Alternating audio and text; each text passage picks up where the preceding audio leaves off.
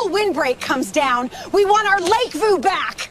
That's what the HOA president shouted at a 6-man tree crew on the line of my Wisconsin farm, while I was 40 miles away at a feed mill in Manawa. By the time my son called me, 40 of my grandfather's 1947 black cherry and white oak trees were on the ground. By the time I got home, all 60 were down, the stumps fresh, the sawdust still warm. The HOA president was on her porch with a glass of wine, smiling. What that woman did not know was that her crew had cleared a windbreak registered with the USDA. Some white oaks were protected under Wisconsin's Heritage Tree Act, and the aesthetic easement she claimed she had was a forged document her husband had recorded in 2010. I did not yell. I sat on my porch with my wife and son that night and started designing the 100-foot grain silo I was about to build on the property line. Tell me, what would you have done? The windbreak was the first thing my grandfather planted on this farm. Lars Halverson came back from the Pacific in the spring of 1946 with a steel plate in his skull, a half pension from the Navy, and a marriage license he had signed by candlelight in a Minneapolis courthouse before he shipped out. He took out a $6,000 GI Bill loan, bought 120 acres of cut-over land in Wapaka County, Wisconsin, and on the first day of April in 1947, he planted 60 seedlings along the western property line: black cherry, white oak, and eastern hemlock. He spaced them 8 feet apart. He drove the stakes with a hand maul. The windbreak was his first crop. He built the house second. My name is Tobias Halverson. I'm 57 years old, a fourth-generation dairy and grain farmer, and the man who has been working this land in some capacity since I could walk behind my father in a clover row. Everybody calls me Toby. My wife Greta is 55, an agricultural extension agent for the University of Wisconsin Extension Office in Wapaka, and she has been married to me for 31 years. Our son Wyatt, 24, took over the dairy operation last year. Our daughter Marigold, 27, is a veterinary surgeon down at the UW Small Animal Teaching Hospital in Madison. My father Henrik is 81. He still lives in the original farmhouse, 50 yards north of our place, in the same kitchen where Lars made breakfast for my grandmother every morning for 43 years. Henrik can no longer milk a cow. He can still, on a good day, tell you the exact number of growing degree days we accumulated in the third week of June 1973. My twin brother Rune died at 19, in a Massey Ferguson tractor rollover on this farm, in the alfalfa field directly south of the windbreak. He was driving the same Massey Lars had bought, used in 1962. The wheel slipped into a gopher hole. The tractor went over. I was in the next field harrowing. I drove to him in 2.5 minutes. It was not fast enough. It has been 38 years. I think about Rune every time I cross that field. Some days it is bearable, some days it isn't. The windbreak was Rune's favorite place on the farm. He used to sit under the third white oak from the north end and read paperbacks all summer. He liked Larry McMurtry novels and bad science fiction in equal measure. The tree was his. In 2008, a developer named Halsey Pendergrast bought 80 acres of low pasture on the lake-facing side of our western property line. He built a premium subdivision he called Lakeshore Hills Estates, 78 lots, a clubhouse with stamped concrete tile, the kind of development that creates an HOA before it creates a single house, and then, a few years later, forgets which side of the property line that HOA actually owns. The HOA's first president, a polite retired insurance broker named Ronald Coombs, introduced himself to my father in 2009 over coffee and never caused any trouble. The second president, elected in 2013, was a woman named Britlin Yarwood Chesterfield. Britlin was 54 years old, heavy-set under coral linen and cream cashmere, blonde the way money is blonde, and the wife of a man named Stuart Yarwood Chesterfield, who served as district director for our state senator. Britlin had decided, almost immediately on taking office, that the most important problem facing Lakeshore Hills Estates was the row of 75-year-old trees on its eastern boundary that was blocking the lake view from 21 of the development's premium lots. For 11 years, I watched her work on that problem. She started small. In 2014, she sent a letter to my father suggesting selective limb pruning of the windbreak's lake-facing side to open up the regional viewshed. My father, who was then 75 years old and still mentally sharp, wrote back a one-line reply. Mrs. Yarwood Chesterfield, the trees were planted by my father in 1947, and they are not for sale, not for pruning, and not for discussion. Thank you for your interest. Henrik Halverson. In 2017, she organized a neighborhood beautification petition that argued the windbreak created a regional aesthetic deficit. 14 Lakeshore Hills households signed it. She submitted it to the Wapaka County Zoning Board, which dismissed it on the grounds that working agricultural windbreaks fall outside HOA jurisdiction. In 2019, she filed a complaint with the Department of Natural Resources, alleging the windbreak was harboring invasive species. A DNR forester walked the line and filed a report rating the windbreak healthy and well-managed. In 2021, she tried offering to buy the windbreak strip outright at 3 times its agricultural land value. My father, by then in his late 70s, returned her letter unopened. In September of this year, on a Monday morning while I was at the Manawa feed mill, she finally solved it. The first call came at 3:18 in the afternoon. It was Wyatt. His voice was the level 24-year-olds get when they are working very hard not to sound like they are panicking. Dad, the HOA's got a crew on the line. They're cutting the windbreak. I was in the parking lot of the Manawa feed mill, loading the last bag of distiller's grains into the bed of my truck. I stopped with the bag in my hands. How many? 6 guys, 2 skidders, a flatbed. How many trees? Dad, they've taken down at least 40. I'm watching from the kitchen window. Wyatt, get on the phone. Call the sheriff. Call Mom. Call your grandfather. Tell them to stay inside until I get there. Dad, Grandpa's already on the back porch. I closed my eyes. My 81-year-old father, Lars Halverson's only living son, was standing on the back porch of the original farmhouse, watching strangers cut down his father's 1947 windbreak. Get him inside, Wyatt, now. I drove the 40 miles in 31 minutes. By the time I pulled into the gravel drive, the crew had taken down all 60 trees, 60 stumps, 60 sets of skidder tracks, 60 piles of slash, 3 full flatbeds of saw logs already loaded for hauling. The crew was wrapping the last load with chain. The foreman was an older man I recognized from 20 years of timber sales at the auction barn in New London. His name was Wendell Schaefer. He had cut maybe 30,000 cords for me, my father, and my grandfather between 1991 and 2018. He was a careful man. He was an honest man. He looked, when I got out of the truck, like a careful and honest man who had just realized he had been used. Toby. Wendell. Toby, I want you to know, I've already called my insurance. I've already saved every email. I just got the work order this morning. The HOA paid the deposit on Friday. Stuart Yarwood Chesterfield signed the work order. They told me the line ran 28 feet east of where we cut. They produced a survey. I asked for documentation. They produced a recorded easement from 2010. By the time I figured out the survey was wrong, we had 40 trees on the ground. How long have you been on this property? 6.5 hours. Did you stop when you figured it out? I stopped at tree 41. I called the HOA office. I told them I needed to confirm the line with the landowner before I went further. Britlin Yarwood Chesterfield drove down here personally. She told me the landowner had been notified. She told me to keep cutting. You believed her. Toby, I did. I should not have. I am very sorry.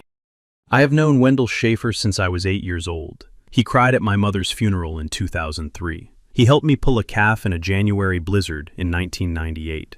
He is the kind of man who would not, on his own, take down a single tree he had not been hired to take down. He had been lied to. Wendell, stop loading, stop hauling. Nothing leaves this property until the sheriff has documented the scene. Are you willing to give a sworn statement? Toby, I will give a statement to anyone who asks. Thank you. I looked across the property line. Britlin Yarwood Chesterfield was on her back porch 400 feet up the slope, in a coral linen wrap, holding a glass of white wine and a phone. She was watching us. She was smiling. She lifted the glass in something that was either a toast or a salute. I did not return it. I walked back to the truck. I sat in the cab for 1 full minute with my hands on the steering wheel. The smell of fresh cut oak was so strong it hung in my nostrils for 2 days after. Then I went inside.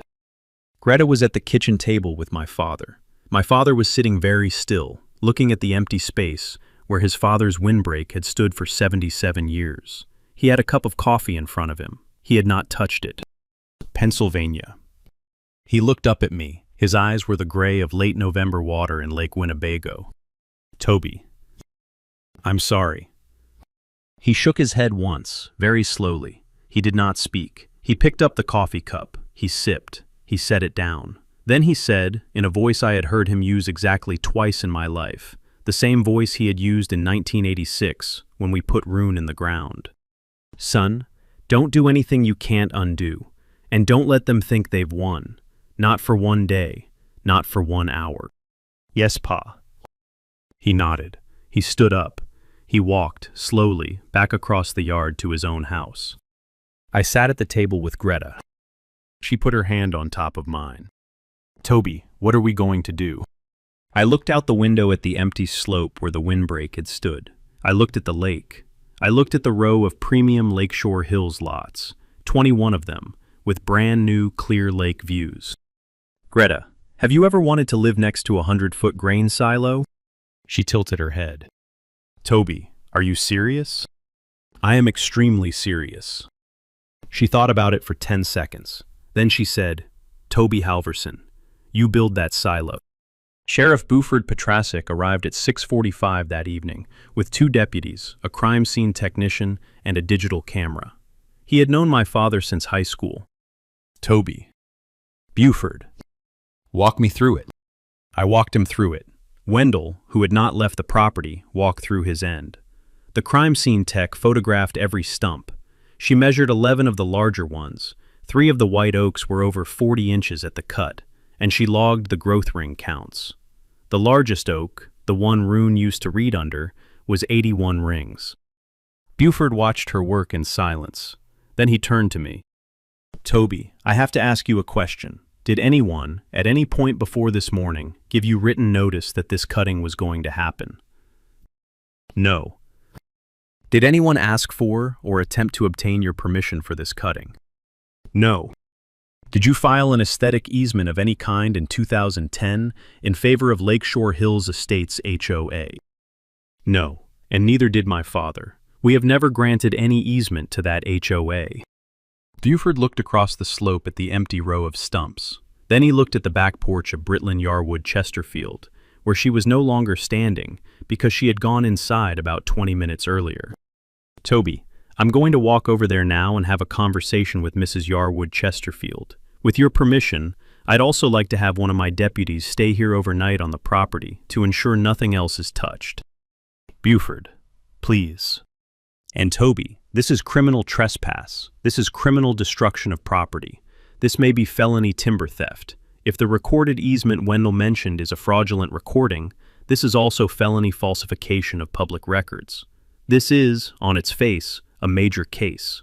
The DA in Wapaka is going to want to charge it. Buford, I want it charged.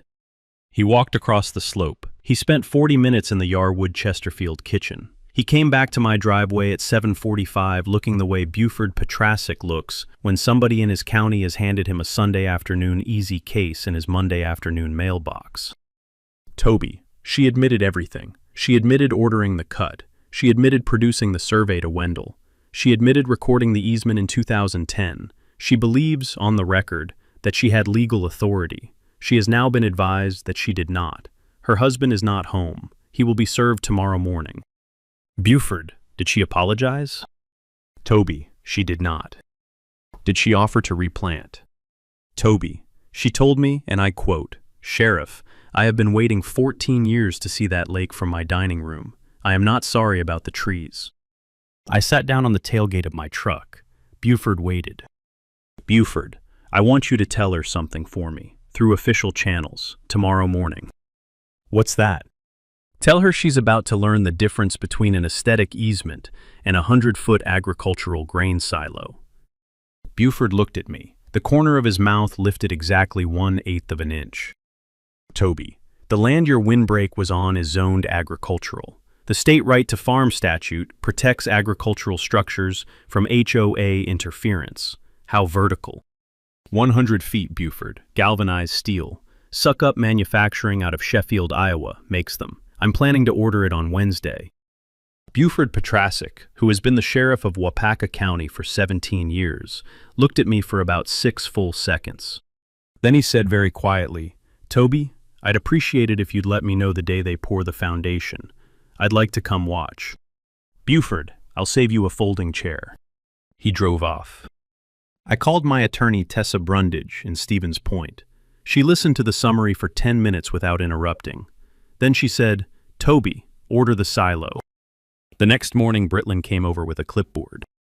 She had 3 of her board members with her, a thin woman in a Navy windbreaker named Adela Pickford, a heavy-set retired insurance executive named Cornelius Trask, and a teenage HOA volunteer she had brought along to document. None of them looked like they had slept well. She came up the porch steps without being invited. Mr. Halverson. Mrs. Yarwood Chesterfield.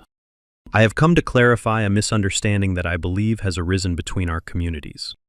Greta was at the kitchen window. Wyatt was at my elbow. My father had walked over from his house at 7 a.m. and was sitting in the porch swing, very still, watching her with eyes that had not blinked in about 90 seconds. "What misunderstanding?" I said.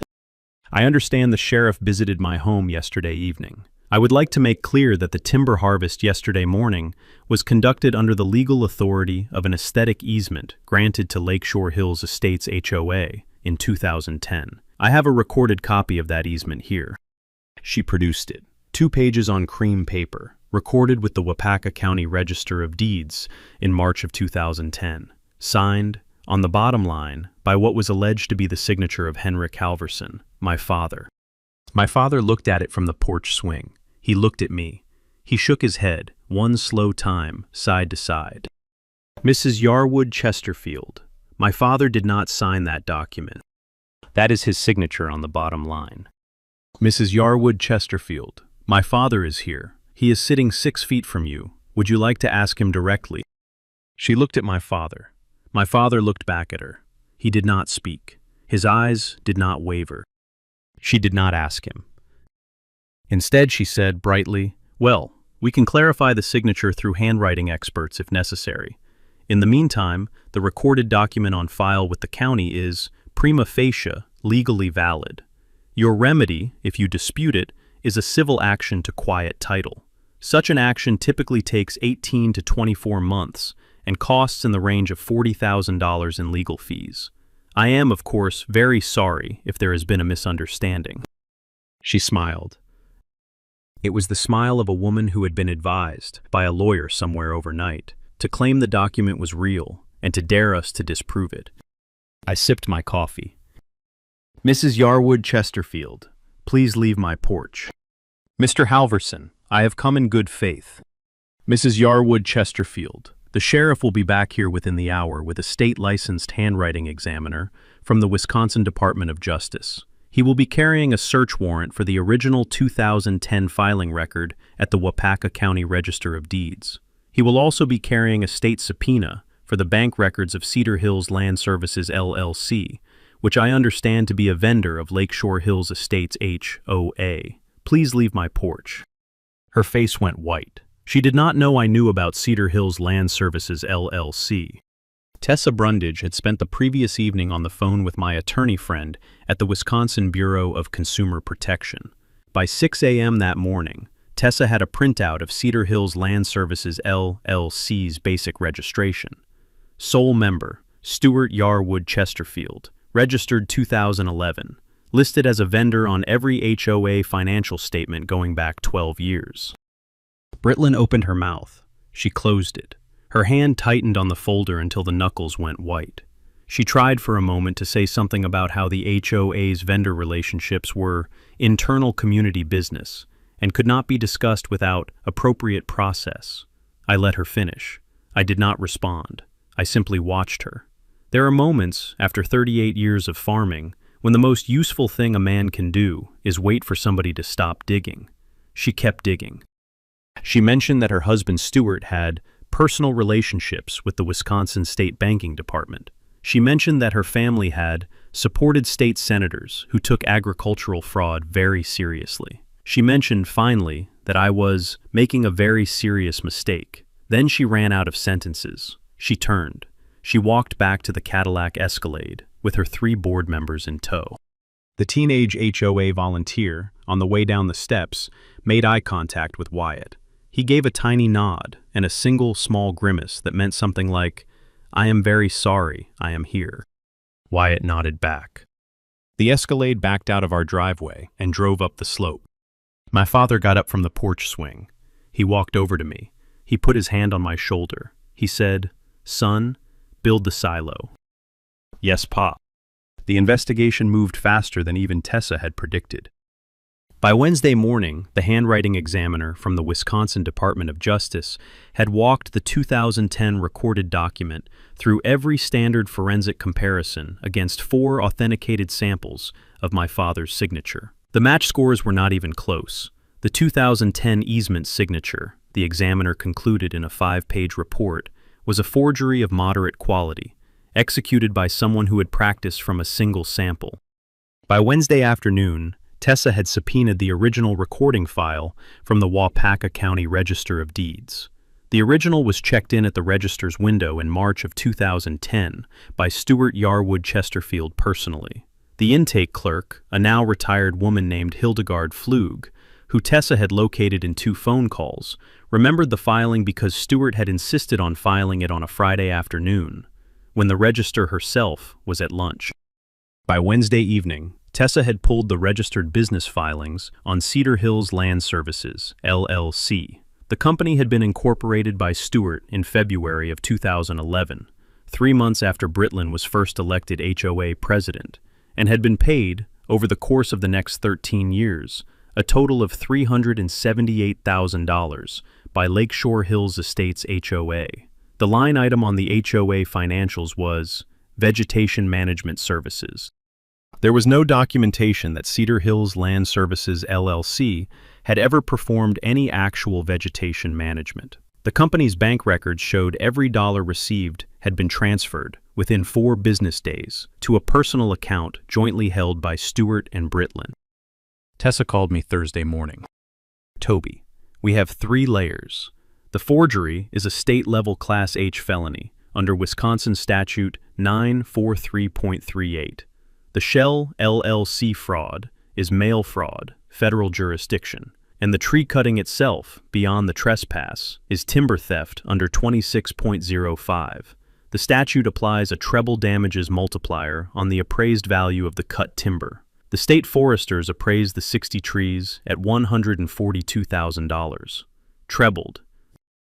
Your civil recovery on the trees alone is $426,000. And the federal layer. There's more. Garrick Lundholm at USDANRCS called me. The windbreak was registered under your Conservation Stewardship Program enrollment. You've been receiving small annual payments on it since 2014. Cutting the windbreak constitutes federal program interference. The U.S. Attorney's Office in Madison has been notified. I sat with that for a minute. Tessa, what about the heritage tree statute? Yes, Toby. 3 of the white oaks were over 75 years old.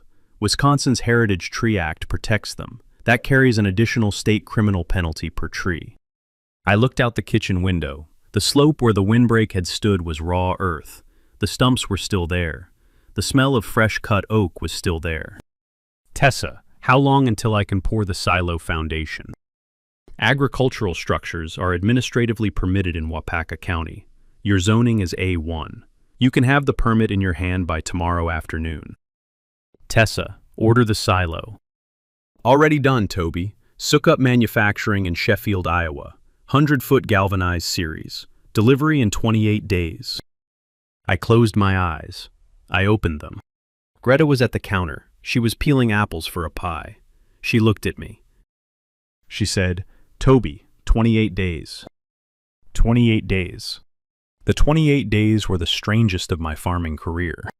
On day 3, the building permit was issued. On day 5, the concrete contractor I had used since 2011, Augustus Reimer out of Iola, who had been pouring my milking parlor pads for 13 years, came out with a ground-penetrating radar unit and his survey crew to mark the foundation location. I had specifically requested the foundation be placed at the corner of my property, where the line met the lakeside easement. The center of the silo would sit 11 feet from the property line. This was the maximum eastward placement allowed by Wisconsin Agricultural Code. It was, by no coincidence, the exact location that would maximally obstruct the lake view from the 21 premium Lakeshore Hills lots, whose owners had paid extra for unobstructed lake amenity access in their original purchase agreements. Augustus measured. He drove stakes. He pulled bright pink survey ribbon between the stakes. From the back porch of the Yarwood Chesterfield house, the pink ribbon would have been clearly visible. On day 7, the foundation was poured. 6 concrete trucks, 45 cubic yards of high-strength reinforced concrete, a circle 38 feet in diameter, 4 feet thick at the perimeter, 6 feet thick at the center bearing pad. Sheriff Buford Petrosick came at noon with a folding chair and a thermos of coffee and watched it cure for 2 hours. Wendell Schaefer came at 1. He brought a plate of bratwurst from the Iola sausage shop. He did not say much. He sat with us. My father came down from the original farmhouse at 1:30. He walked the perimeter of the curing foundation slowly, one full circle, with his hand resting lightly on the wet concrete edge. He had been a journeyman concrete finisher for 2 summers, in 1962 and 1963, between his stints in the Navy and on the farm. He still knew the smell of properly mixed Portland. He bent down at one point and pressed his thumb into a spot where Augustus had overfinished. He nodded once at Augustus, who nodded back, and that was the entire conversation between them. Augustus has known my father for 19 years. He understood the nod meant approval. He told me later it was the first time my father had ever issued one. Britlin Yarwood Chesterfield did not come out of her house that day. She had been served, on day 6, with the state criminal complaint, 3 felony counts and 4 misdemeanor counts. Bond had been set at $25,000. Her husband, Stuart, had been served simultaneously with a federal mail fraud indictment. She stayed off. She did, however, watch the foundation pour from her dining room window. Greta saw her there twice. Tessa filed the civil suit for treble damages on day 9. By day 12, the U.S. Attorney's Office in Madison had announced a parallel federal investigation into Cedar Hills Land Services, LLC. The story made the Milwaukee Journal-Sentinel on day 14. It made the Wisconsin State Farm Bureau newsletter on day 15. It made the National Cooperative Business Association weekly bulletin on day 16. By day 18, I was getting calls from farmers in 3 states who had been similarly bullied by Lakeshore HOAs that had drawn boundary lines through their windbreaks. I gave each of them Tessa's number. By day 20, the silo arrived. It arrived in 4 flatbed trucks from Sheffield, Iowa, escorted by a wide-load permit caravan. The galvanized panels were 6 feet wide and 24 feet tall, curved to the silo's circumference. 42 of them. The soak-up field crew, 6 men in matching Navy coveralls, arrived in a chase van with 3 crawler cranes. They began erecting the silo on a Monday morning at 6 a.m. I was on the back porch with a cup of coffee. Wyatt was beside me. My father had walked over from his house at 5:45 and was sitting in the porch swing. Greta was in the kitchen with bacon and eggs for everyone. The first ring of panels went up by 10, the second by noon. By the end of the first day, the silo was 40 feet tall. By the end of the second day, it was 80. On the morning of day 22, the top dome was lifted into place. The silo stood, finished, on the corner of my property line, galvanized steel, 100 feet tall, reflecting morning sun like an enormous prairie lighthouse. From the dining room of Britlin Yarwood Chesterfield's house, the silo blocked 100% of the lake view she had killed 60 trees to obtain. From the dining rooms of all 21 premium Lakeshore Hills lots, the silo blocked between 60 and 90% of the lake view, depending on angle. The galvanized steel caught the morning sun in a way I had not anticipated. At about 7:15 each morning, a slow rectangle of reflected light would track across the eastern face of the Yarwood Chesterfield house, and then, 20 minutes later, across the eastern faces of the next 5 houses up the slope. Wyatt named it the silo wave. My father, who came over every morning that first week to drink coffee on our porch and watch the silo wave move across the houses, named it something less polite. He used a phrase Lars had used in 1944 in a naval after-action report. I will not repeat it here.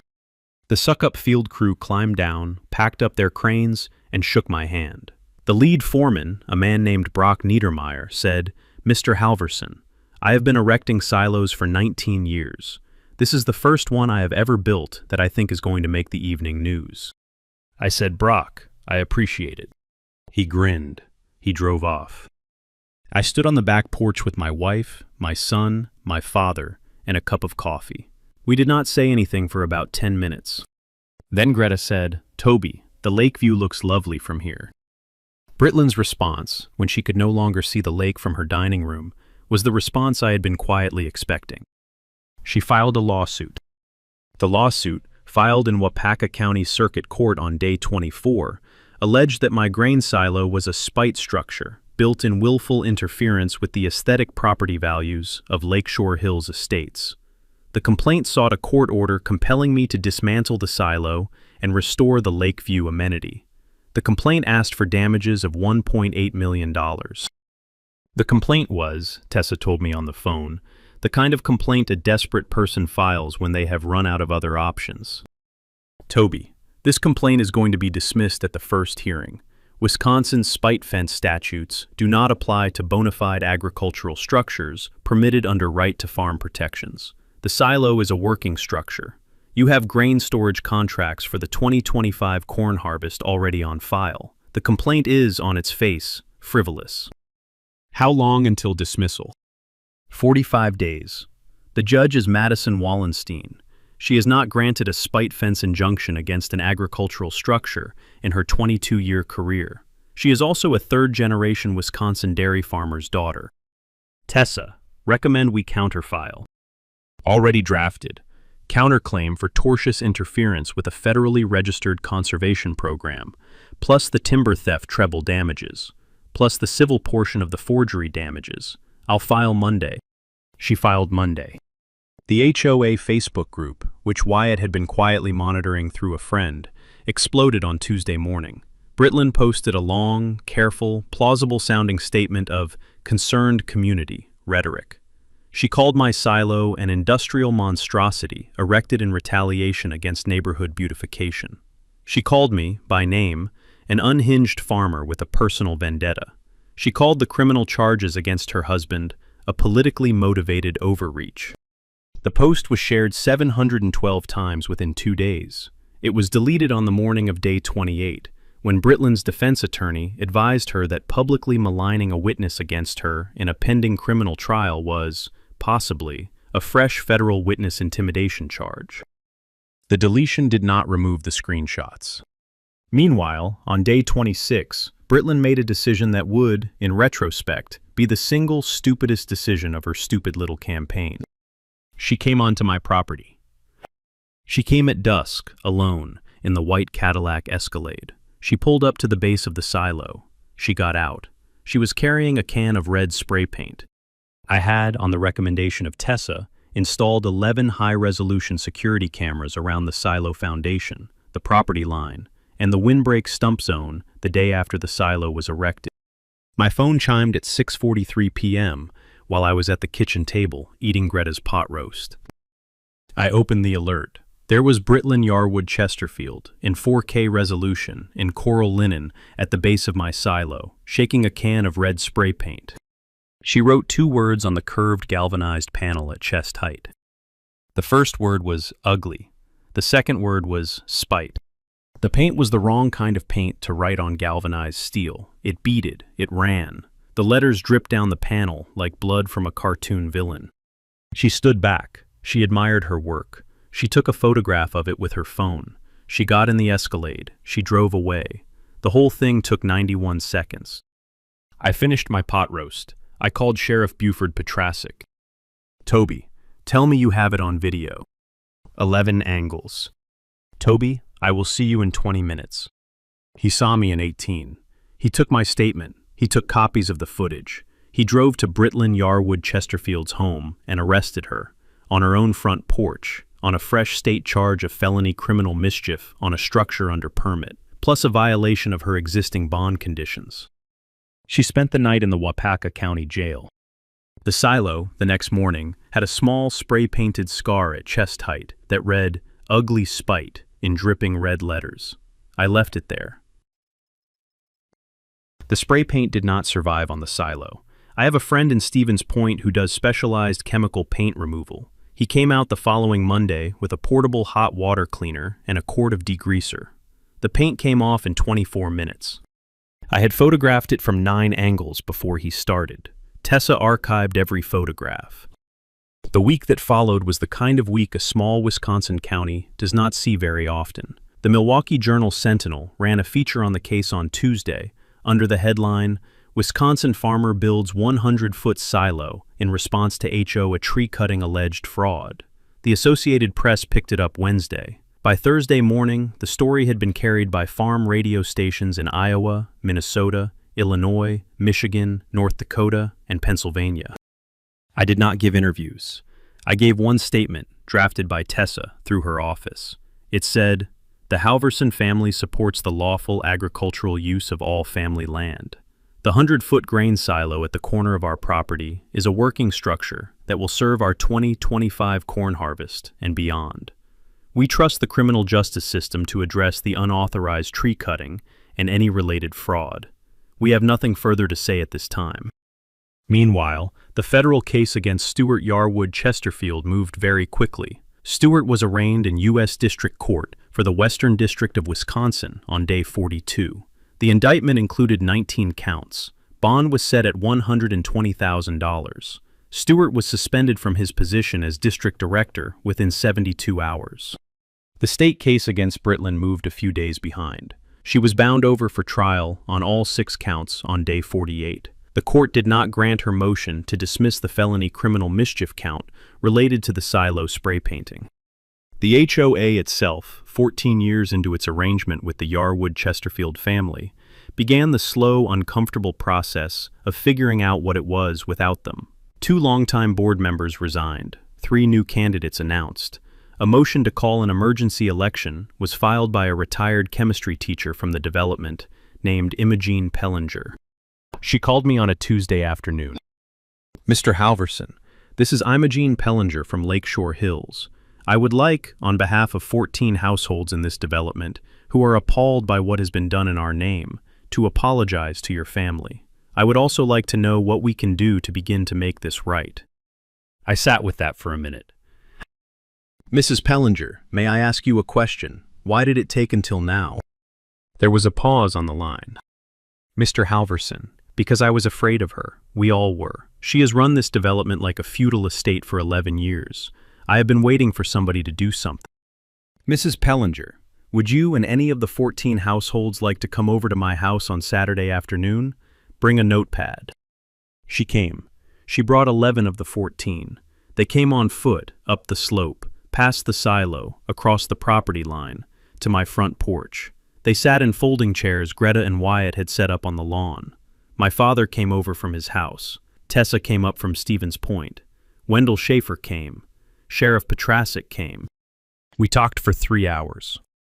By the end of the afternoon, the 11 households had agreed to support a complete restructuring of the Lakeshore Hills Estates HOA, including new bylaws barring any boundary maintenance or aesthetic interference with adjacent agricultural land, full annual financial disclosure to all members, and a formal community letter of apology to the Halverson family. The bylaws were drafted by Tessa the following week. The apology letter was signed by 63 of 78 households within 20 days. The trial happened in March. By the time it started, the case had become the most watched agricultural law trial in Wisconsin in 15 years. The Wisconsin State Bar Journal had run a feature article on the use of right-to-farm protections as an offensive litigation tool. The University of Wisconsin Law School had assigned the case as a case study in 2 property law seminars. I testified on a Tuesday morning in the 3rd week of trial. I wore a clean barn coat over a button-down shirt and a pair of Carhartt jeans Greta had ironed the night before. My father came. Greta came. Wyatt came. Marigold drove up from Madison. Henrik sat in the 2nd row of the gallery, hands folded in his lap, watching the witness stand the way an old farmer watches a soybean field at dawn. The prosecutor was a woman named Bridget Halloran Statmuller, an assistant district attorney in her mid-40s, who had specialized in agricultural fraud for 9 years. She walked me through the windbreak. She walked me through Lars's 1947 planting. She walked me through the morning of the cut. She walked me through the conversation with Wendell Schaefer in the gravel. She walked me through my father's 78-year history with the windbreak. She walked me through Rune's tree. When I described Rune sitting under the third white oak from the North End, reading Larry McMurtry paperbacks in the summer of 1985, the summer before he died, I did not get all the way through the sentence. I had to stop. The courtroom was silent. The judge waited. Greta, in the gallery, had her hand on Henrik's. I finished. The defense attorney, a man named Ferdinand Updike out of Milwaukee, attempted to suggest on cross-examination that the windbreak had been neglected and the trees were in declining health. I said, "Mr. Updike, I have spent 11 years walking that windbreak every March to inspect for emerald ash borer, two-line chestnut borer, oak wilt, and bacterial leaf scorch. I have annual inspection records on file with the Wisconsin Department of Natural Resources. Every tree your client's crew cut was rated healthy or healthy with monitoring as of my most recent inspection in April." He did not ask me a follow-up question. He did, 20 minutes later, attempt a similar line about whether the silo was really a working structure or a performative gesture. I said, "Mr. Updike, the 2024 corn harvest on this farm came in at 12,800 bushels. Our existing storage capacity is 9,000 bushels. Without the silo, we would be selling at harvest time prices, which are historically the lowest of the year. With the silo, we can hold inventory until April or May, when prices typically average 87 cents per bushel higher. The silo will pay for itself in roughly 6 harvest cycles. I would be delighted to walk you through the math." The jury laughed. The judge did not stop them. Mr. Updike sat down. The state's closing argument was 41 minutes long. The defense's closing was 27. The jury was sent to deliberate at 3:15 on a Wednesday afternoon. They came back the next morning at 10:07. The verdict was read by the jury foreman, a retired Wausau paper mill foreman in a brown corduroy jacket whose name I did not catch. Brittlin Yarwood Chesterfield was convicted on all 6 counts: the forgery, the conspiracy, the criminal trespass, the 2 counts of timber theft, the criminal mischief on the silo. She did not react when the first count was read. She did not react when the second was read. On the 3rd count, her shoulders began to shake. By the 6th, she was weeping openly into a handkerchief her attorney had handed her. The court bailiff escorted her out the side door of the courtroom for sentencing. She would serve 1 year at the Robert E. Ellsworth Correctional Center in Union Grove, plus 3 years of supervised probation, plus restitution. Stuart Yarwood Chesterfield's federal trial concluded 6 weeks later. He pled to 12 of 19 counts. He served 38 months at FCI Pekin in Illinois. Cedar Hills Land Services, LLC, was dissolved by court order. The Lakeshore Hills Estates, HOA, refunded $146,000 in fraudulent vegetation management fees back to its 63 remaining members. I took none of the settlement money personally. The amount the courts awarded the Halverson family was directed, by my request and by family vote, into a new fund. We called it the Rune Halverson Memorial Windbreak Initiative. The initiative funds the planting of replacement windbreaks on Wisconsin farms where the original windbreaks have been damaged, removed, or destroyed by encroachment, weather, or development. We pay for the saplings, the soil amendments, the labor, and the first 3 years of establishment care: black cherry, white oak, eastern hemlock, white pine. We work through the University of Wisconsin Extension Office. Greta runs it. Wyatt does most of the field work. In the first 20 months, the initiative replanted 41 windbreaks across 9 Wisconsin counties. The first replanting was, by family vote, on our own farm. It happened on a Saturday morning in April, 15 months after the cut. Henrik came out at 6:30 to mark the row. He used the same hand maul Lars had used in 1947, which had been hanging in the barn for 77 years.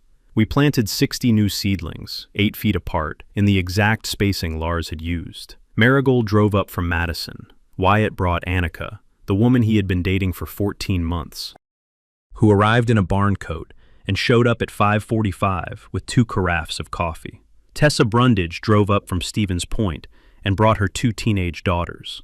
Wendell Schaefer came at 6. Sheriff Petrasic came at 6:30 and brought a thermos and 4 hot egg sandwiches from the Iola sausage shop. By 8 a.m., there were 47 people on the property line, half of them strangers to me, all of them with shovels. By 9, the seedlings were in the ground. By 10, the row was tied off with bright pink survey ribbon. By 11, Greta had set out 3 crock pots of soup on the front porch, and the 60 seedlings had been formally photographed by a reporter from the Wisconsin State Farmer. Marigold planted the 3rd tree from the north end. We called that one Rune's tree. The seedlings are now 4 years old. They are 12 feet tall. They are doing well. The 3rd one from the north end is the tallest. I think Rune would approve. Henrik passed in October of last year. He was peaceful at the end. The last thing he said to me, on a Wednesday afternoon at the original farmhouse, was, "Son, the trees coming back?" "Yes, Pa, they're coming back." "Good." He closed his eyes. We buried him on the south end of the alfalfa field, next to Rune, in the small family plot Lars set aside in 1947, the same year he planted the windbreak.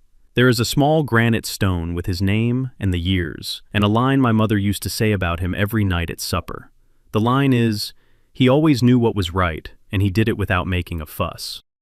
Wyatt got engaged in June. Her name is Annika Stromer. She is 26, a soil scientist out of UW Stevens Point, and she is the calmest woman I have ever watched my son try to impress. They are getting married next summer on the south lawn. The silo is still on the property line. It is full of corn from last year's harvest. We sold the 2024 crop in May for 91 cents per bushel over the harvest price. The silo paid for 38% of itself in the first year. Wyatt has been talking about painting a large stenciled Halverson Farms, Eastern 1947, onto the south face next spring. I have not decided whether to let him. I am, as of this writing, leaning toward letting him.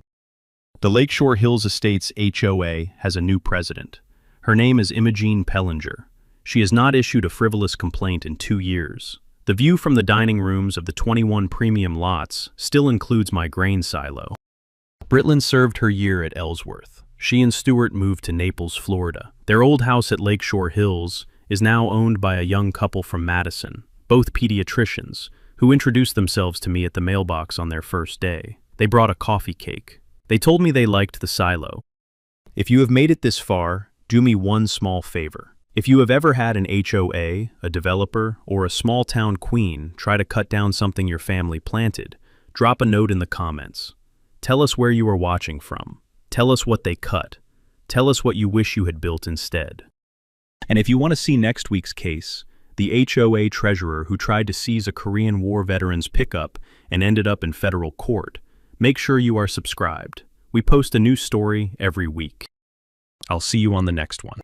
What really happened here is simpler than the indictment makes it look.